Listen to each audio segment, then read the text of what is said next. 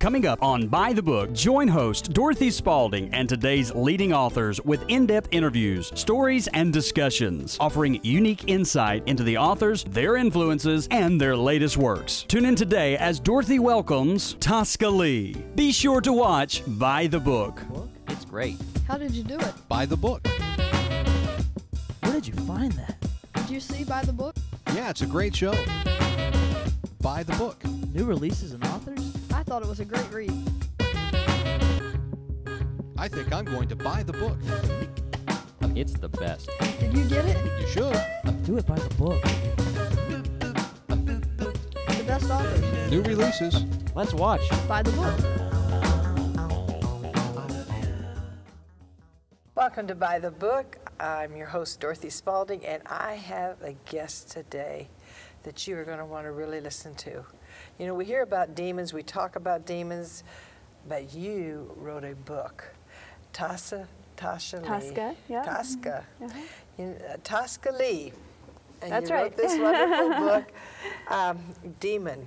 Why would you write a book called Demon? Yeah, that's a good question. You know, I was thinking one day, I was part of a collaborative storytelling group, and I was thinking about writing a new character for this storytelling group. And I thought, what if I did an angel? And then I thought, what if I did an expat angel? What if I wrote about that? What would that look like? What would that be like? Well, when we think about demons or devils in our society, they're very comic booky. They're red and they have horns and spiked tails and all that stuff. But when I think scripturally about what a demon or a fallen angel is, they're not like that at all. They're not like that at all. And so I was driving while I was thinking about this. And as I was driving, I thought to myself, you know, what would it be like to know that I made one mistake? I made one mistake. I bent the knee to the wrong person and I made one mistake. And how would I feel if I were damned for all eternity for that one mistake?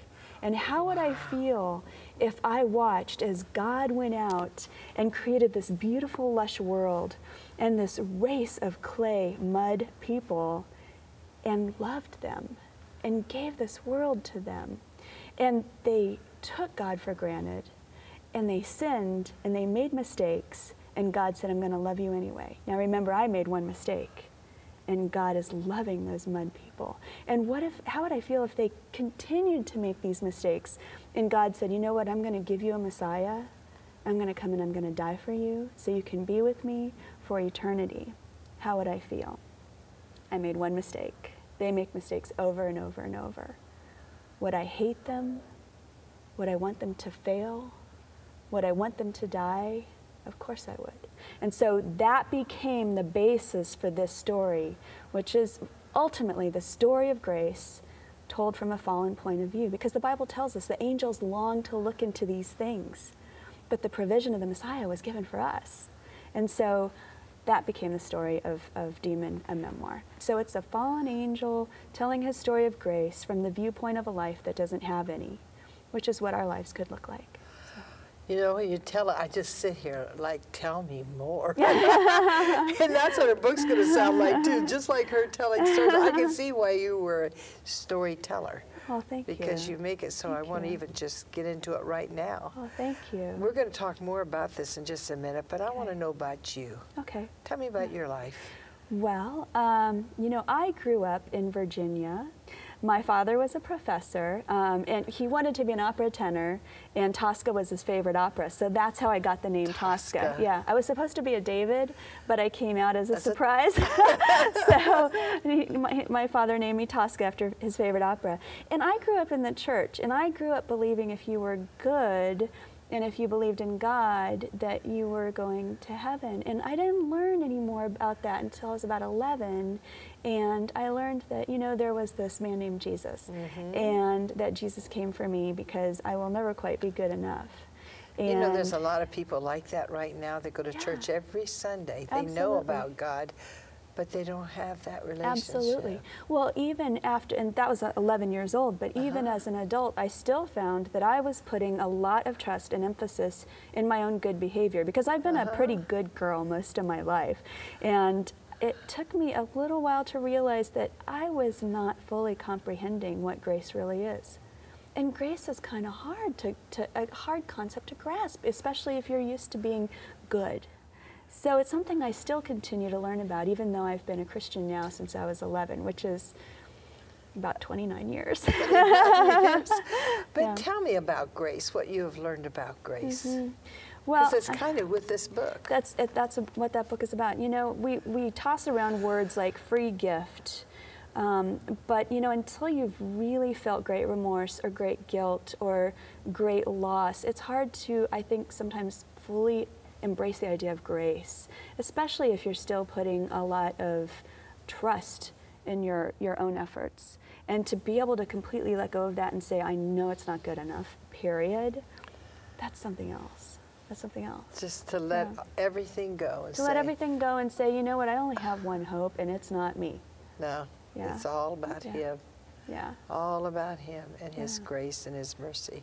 yeah, That He was willing to go to that cross for us yeah. and die for us. Yeah. Wow, that's Yeah. pretty awesome, isn't it, when you think about what kind of love that is? Yes, especially when you think of who God is and who I am, Uh-huh. a mud person. A mud person. So, and I really wanted to tell that story. So, that story of grace and that story of God and the audacity of God to do this thing for these mud people, that's why I wanted to write about it too. So, So that He who had everything in heaven gave it all up. gave it all up Hmm. to come down here as a mere man Yeah. And to die. and to die. Yeah. Knowing what was set before Him, Yeah.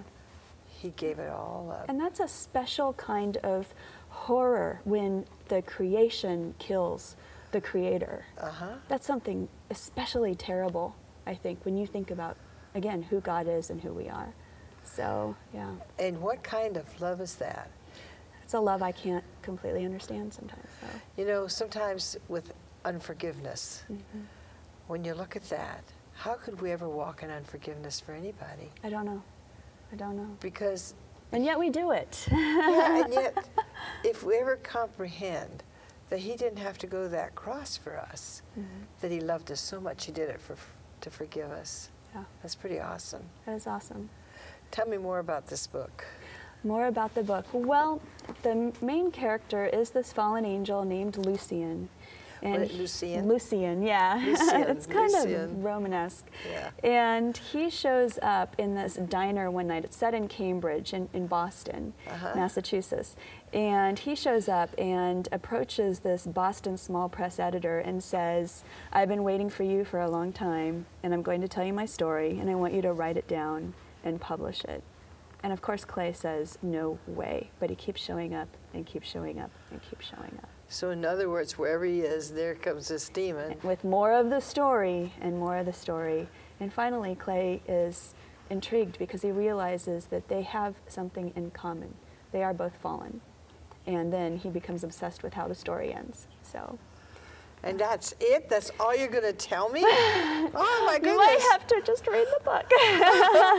But I don't have time to read it now, and there's people looking on, and they say, I want to know more, tell me more. So you know what we're Okay. going to do? We're going to go to the front of this book, All right. and we're going to find out what I can get out of her. Because, you know, when people write novels or write these kind of books, they don't usually want to tell us anything.